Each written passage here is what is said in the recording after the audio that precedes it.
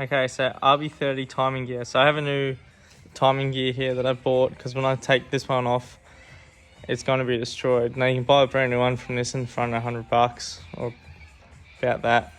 But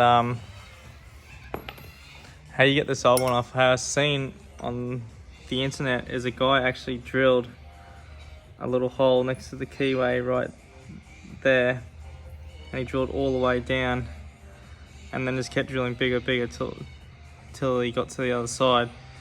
But a way easier way is you get a grinder and the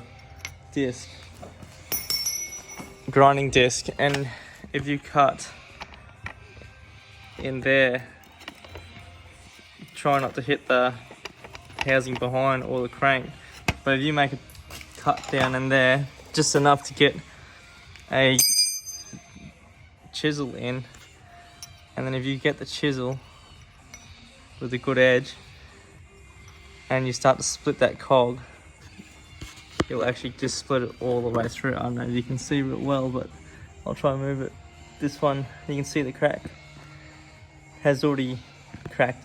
They crack so easy, like the cast they're made out of. It's just so brittle, so it's actually really easy to get off. Just hit that in a little bit more, and as you can see, it's separated it just enough.